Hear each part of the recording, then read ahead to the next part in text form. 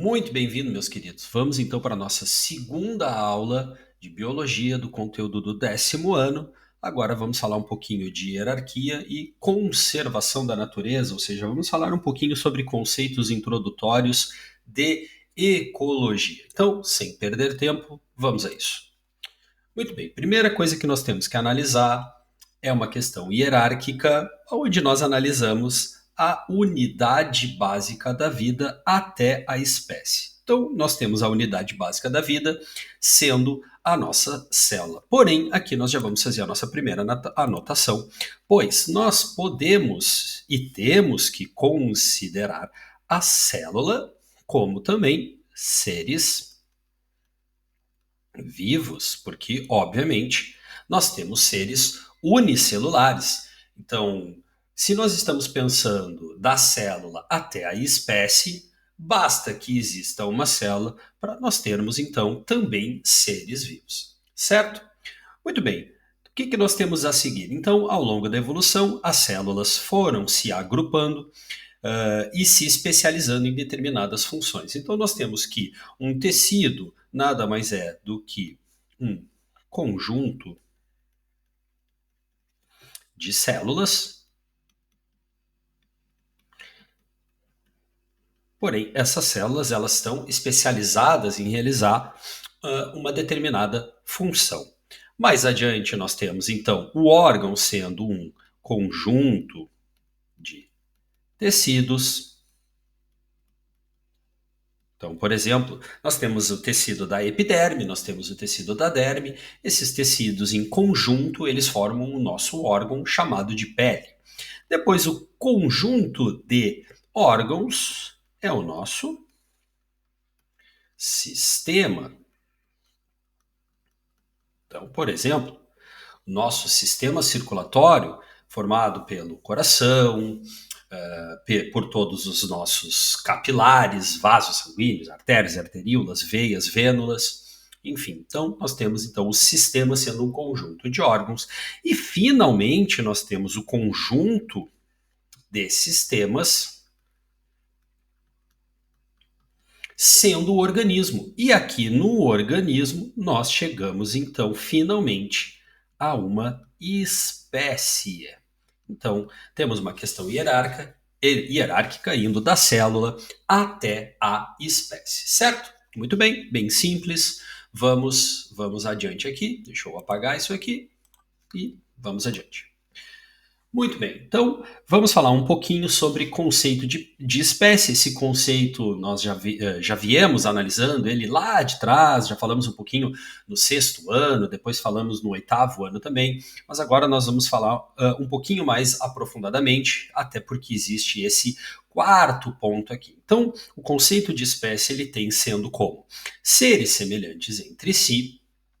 Eles, obviamente, precisam habitar uma mesma região e eles precisam habitar uma mesma região porque só assim eles têm capacidade de gerar descendentes. E claro que esses descendentes gerados eles precisam ser férteis, ou seja, todos os descendentes têm que ter a capacidade de gerar outros descendentes. Aqui, meninos e meninas, eu vou fazer um parêntese e explicar o porquê que vírus não é considerado um ser vivo e sim uma entidade biológica. Porque eles não possuem todos os mecanismos para que ocorra isso aqui. Um vírus ele depende das células do hospedeiro para que então a célula do hospedeiro produza um novo vírus. Dessa forma, como eu tenho um conceito de espécie em que eu tenho que passar esse checklist, se eu não consigo adequar um desses pontos aos vírus, eu não posso considerar ele uma espécie, logo eu não posso considerar ele um ser vivo. Então, muitos livros trazem os vírus sendo entidades biológicas. O quarto ponto, ele é um ponto um pouquinho, muitas vezes, difícil de entender, porque é a questão do isolamento geográfico. Então, uma espécie, para ser considerada uma espécie, ela tem que estar isolada geograficamente. Mas o que isso quer dizer? Por exemplo, vamos pegar o lince ibérico. Eu tenho população de lince ibérico em Portugal, eu tenho população de lince ibérico na Espanha. Eles são duas espécies diferentes, já que eles estão isolados geograficamente uma da outra?